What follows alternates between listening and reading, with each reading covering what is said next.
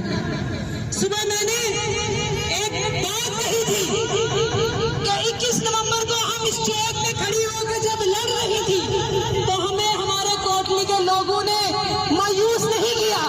وہ ہمارے ساتھ یہاں پہ کھڑے ہوئے مزاحمت کی. میں آج دیکھنا چاہتی تھی کہ جب میں اور افرا پیچھے مڑ کے دیکھیں تو ہمارے ساتھ وہ لوگ کھڑے ہوں جو ہمیں بتائیں کہ تم اکیلی نہیں اور وہ ثابت ہوا. وہ لوگ کھڑے تھے ہمارے ساتھ. 21 نومبر کو بھی کھڑے تھے, 30 نومبر کو بھی کھڑے ہیں.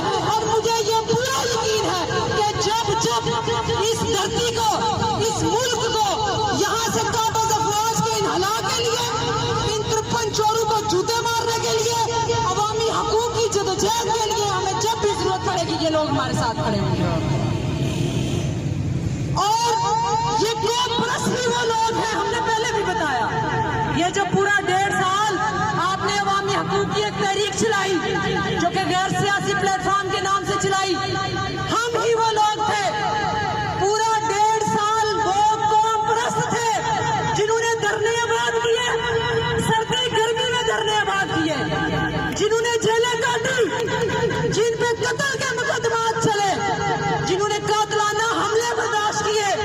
یہ شہر کوٹلی گواہ ہے, شہر کوٹلی کا سپوت زہید چودھری گواہ ہے کہ جب آبشار چوک کا دھرنا اکھاڑ دیا گیا تو رات کے 12 بجے پورے آزاد کشمیر میں سب سے پہلا دھرنا آبشار چوک کوٹلی کا آباد ہوا. اور یہ آپ کی بہن وہاں سب سے پہلے پہنچی تھی اپنے ساتھیوں کے ساتھ اور بتایا تھا, روایت ڈالی تھی کہ یہ کوئی بڑی بات نہیں ہے, یہ کوئی بڑا مسئلہ نہیں ہے, ہم 2 ملکوں کی فوجوں سے لڑ رہے ہیں. کمینگی کی بھی کوئی حد ہوتی ہے بے شرمو, ہمیں سخت الفاظ استعمال کرنے پہ مجبور کرتے ہو. اور جب ہم اپنی مزاحمت کے ذریعے اپنے آپ کو سیف کرنے کی کوشش کرتے ہیں تو تم تب بھی ہمارے اوپر حملہ آور ہوتے ہو. کیا کچھ نہیں کہا انہوں نے ہمارے لیے, کیا روڑے نہیں لٹکائے انہوں نے ہمارے رستوں میں.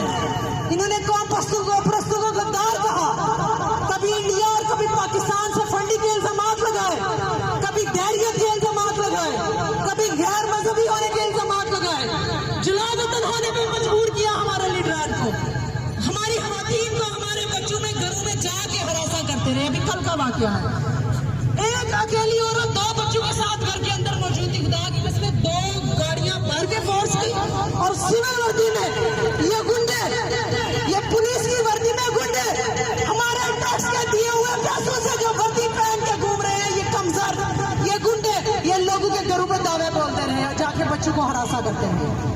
ہمارے محلے کے بچوں کو انہوں نے ہراساں کیا, ان کو کہتے رہے سچ بول کے بتاؤ دائرہ توقیر کی طرح ورنہ ہم تمہیں جیل میں ڈال دیں گے.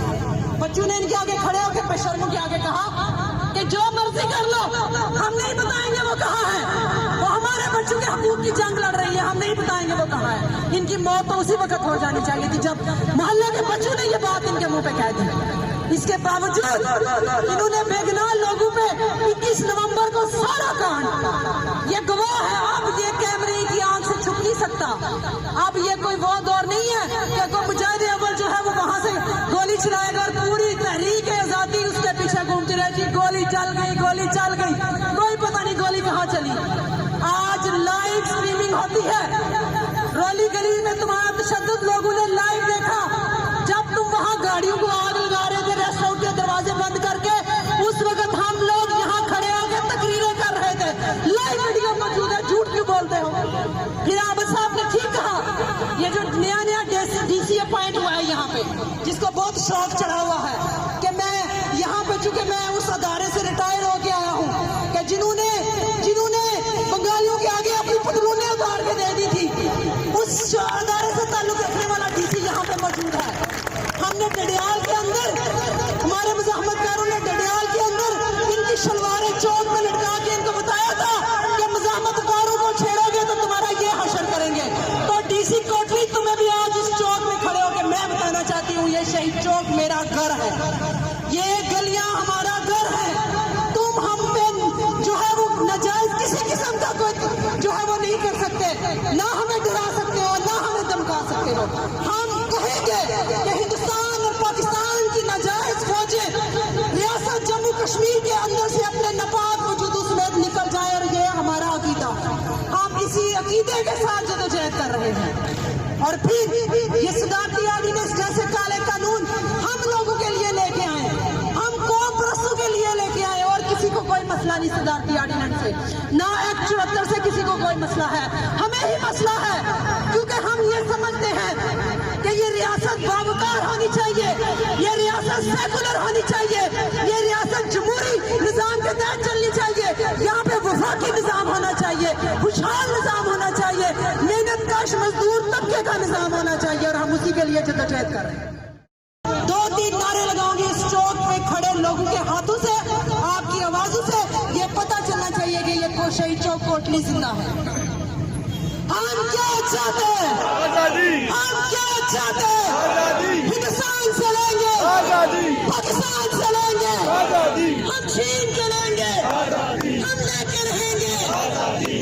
یہ کالا قانون, کالا قانون, صدارتی آرڈیننس نامنظور, 74 شملہ معاہدہ, کالے پیلے سارے قانون اس ردی کی ٹوکری میں پڑے ہوئے ہیں. آگے دیکھ لو, یہ شہید چوک کوٹلی میں ہمارے جوتوں کی نوک تلے تمہارا صدارتی آرڈیننس انوار اور اس کی حکومت آر پار بیٹھی گنڈا نکمی نکارا نکھٹو افواج.